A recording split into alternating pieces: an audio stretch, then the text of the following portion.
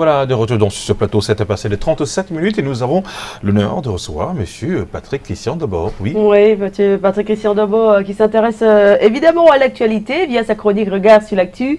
Il s'intéresse à la convocation du corps électoral. Vous le savez, le président de la République, son Excellence Paul Biya, a convoqué hier 10 novembre le corps électoral en vue des prochaines élections locales, fixées donc au 9 février 2020. C'est plus d'un an après la présidentielle. Ces scrutins s'annoncent, on va les dire, plutôt déterminants. Bonjour, monsieur Patrick Christian Debord. Bonjour à toi, Soflane. Bonjour, Thierry, Carole. Bon début de semaine et bonjour à tous nos téléspectateurs qui nous regardent ce matin. Ça fait du bien de vous retrouver sur le plateau de Canal Matin. C'est un bien partagé de mon côté. Alors, monsieur Patrick Christian Debord, avec vous ce matin, naturellement, on parle de cette convocation du corps électoral, donc entre soulagement et appréhension. Tout de suite, on veut savoir, peut-on qualifier ce décret du président de la République, le président de la République du Cameroun, de surprenant? Écoutez, lorsqu'on regarde l'architecture du développement politique ces derniers temps chez nous, et lorsqu'on scrute un peu les actes du chef de l'État, en tout cas pour ceux qui voient souvent dans quelles conditions et de quelle façon il réagit souvent, soit face à des attentes, soit face à des contextes particuliers de la vie de notre pays, il faut quand même être naïf pour dire qu'on est surpris. C'est vrai que dans l'introduction de ce regard, Soflane évoquait le soulagement et l'appréhension qui se font justement place dans cette décision. Mais il est clair que dans les démarches et au vu de ce qu'on a souvent observé dans ce type de sortie du chef de l'État, je pense que la balance est un peu moins pesante du côté de la surprise. Parce qu'évidemment, lorsqu'on regarde notamment l'article 86 du Code électoral, on sait très bien, et ça c'est une la palissade que de le répéter, que le corps électoral devrait être convoqué 90 jours au moins avant la date du scrutin. Tout le monde vous le récitera. Et puis dans le contexte actuel, on avait une première prorogation et la deuxième qui, si on s'en tient à ces délais-là, devrait donner une date à peu près comme le 11 novembre. Et on sait très bien que dans cette démarche-là, lorsque le chef de l'État a souvent utilisé de ses pouvoirs constitutionnels et régaliens, il est souvent resté dans le respect de ce que la légalité prévoit, nonobstant très souvent des attentes plurielles qui peuvent souvent intervenir dans un contexte comme celui-ci. Et donc, on peut déjà, à partir de cela, en observant les actes de l'homme et de l'institution qu'il représente, en tout cas à travers sa manière de gérer cette institution depuis qu'il est à la magistrature suprême, convenir de ce que le volet légal a souvent pris le dessus sur certains de ces actes. Et donc, dès qu'on a fini de le dire, on peut dire aussi que cela devenait comme un peu pressant. Pressant au niveau de l'opinion nationale et même internationale. Parce que figurez-vous, vous avez des acteurs politiques, une nouvelle donne qui s'est dégagée, peut-être à la faveur de la présidentielle d'octobre 2018, mais encore un peu plus, comme une soif justement de propositions d'alternatives en termes de vision, de développement global du pays, c'était le cas lors de la présidentielle, mais aussi du développement local. Cette histoire de volonté plurielle manifestée par les acteurs et même aussi la demande expresse de participation un peu plus large des communautés, notamment à travers la question de la décentralisation qui est évoquée, ou tout au moins d'une réappropriation par les populations locales et des représentants de ces populations locales un peu plus proches, disent quelques acteurs, de ce que deviendra la sphère du développement local dans notre pays. Donc, on avait cela, et certains sont allés jusqu'à dire qu'après la première prorogation, la deuxième, qu'on avait comme un malaise à continuer à accorder la légitimité à ceux qui étaient encore en place, parce que justement, il n'y était pas, disent alors cela, du fait de la volonté de l'urne, du fait de la volonté de la nouvelle configuration politique qui semble se dessiner. Et donc, ça pouvait donner l'impression qu'on a des gens qui sont là pour le peuple, mais qui n'ont pas véritablement l'aspiration du peuple.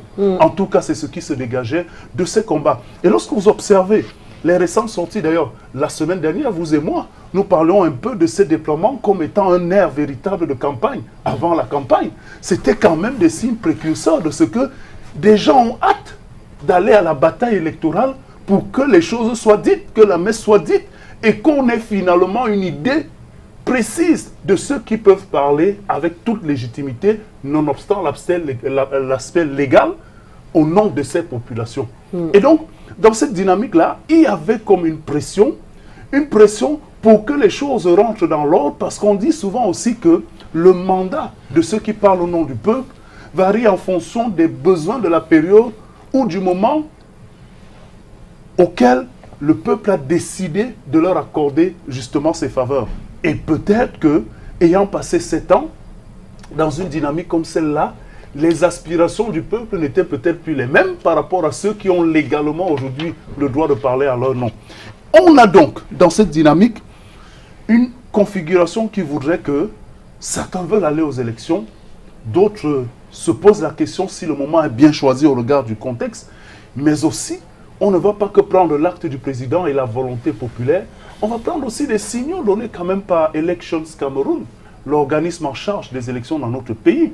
D'abord, dans son fonctionnement normal, à travers la période requise pour les inscriptions sur les listes électorales, mais aussi à travers sa préparation. On voyait bien que l'ECAM, à travers ses responsables, faisait des tournées, certes sur le plan du fonctionnement prévu, mais avec des petits pics sur la vigilance ou alors des rendez-vous par rapport au matériel électoral, un certain nombre de dispositifs, de dispositions, cela pouvait quand même laisser transparaître, en tout cas en mettant en harmonie tous ces signaux-là, que nous sommes en train d'aller vers cette échéance attendue, reportée déjà, mais attendue, et qui va véritablement déterminer le sort de ceux qui viendront parler au nom des populations. Autre chose, et ça c'était un autre débat, allait-on aller vers cette élection double scrutin aujourd'hui, attendue le 9 législatif et municipal, avant les régionales qui sont aussi attendues et qui sont un élément clé pour justement la question de la décentralisation.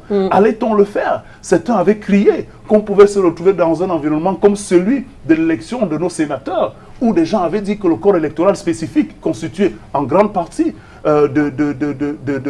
des élus locaux, allait peut-être être biaisé parce qu'il n'était pas l'aspiration du moment.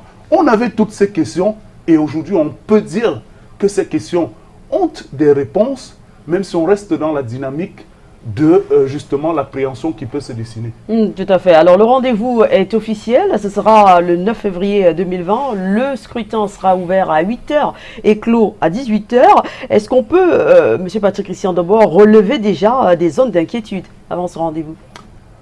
Il y en a qui fortement en relèvent. D'accord. Peut-être avant d'arriver aux inquiétudes, il faut dire que, on le disait tantôt, ça dit que certains pensent que c'est un soulagement, parce que le peuple va vraiment s'exprimer. C'est comme un combat de boxe où chacun démontre à peu près quel est le volume ou la puissance de son muscle à l'entraînement. On a vu par exemple les déploiements des mobilisations populaires, ça, et voici donc venu le moment de passer de cette démonstration de force à l'épreuve des urnes, pour qu'on sache véritablement qui a le muscle le plus fort, tout au moins sur le plan du développement local. Ce qui va donner, nous on aime ce type de situation en tant que journaliste, parce qu'il y aura de l'actualité en superpuissance, entre offre contre offre, déploiement et stratégie. On a vu une parcelle lors de l'élection présidentielle qui a quand même justement un ancrage centré, mais ici, il va falloir aller d'offre en offre, de région en région, de commune en commune, de zone. Et cela va donner davantage matière à voir le génie des acteurs du processus électoral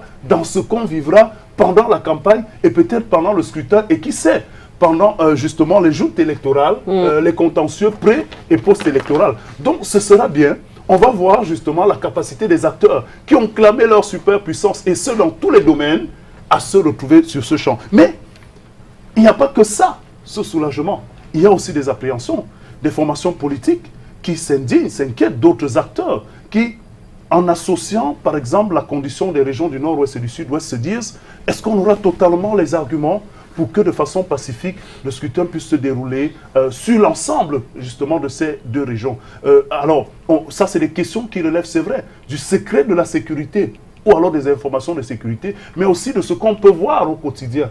Alors des formations politiques comme le SDF, à qui on doit reconnaître quand même, ayant une base beaucoup plus ancrée dans ces régions, peuvent de manière légitime s'inquiéter. Pour quelques-uns, ils sont même allés jusqu'à la radicalisation. Est-ce que ce sera capable? Est-ce que ce n'est pas faire une course avec une longueur de retard par rapport aux autres, au regard des conditions et des aspirations? Voilà peut-être certaines choses qu'il va falloir examiner tout au long de ces 3 prochains mois. Et dans cette dynamique, certains, bien que la session parlementaire qui s'ouvre demain soit consacrée justement au budget de l'État, certains ont même évoqué la possibilité d'avoir une session extraordinaire, d'avoir des mécanismes qui auraient pu repousser encore cette élection, ou d'avoir de façon attendue des résolutions du grand dialogue national vous prendre forme sous la houlette du Parlement. Est-ce qu'il en sera ainsi? On a 3 mois pour voir, et au-delà de ces 3 mois, vous savez très bien que le rendez-vous du 31 décembre est un rendez-vous toujours attendu du chef de l'État s'adressant à ses compatriotes.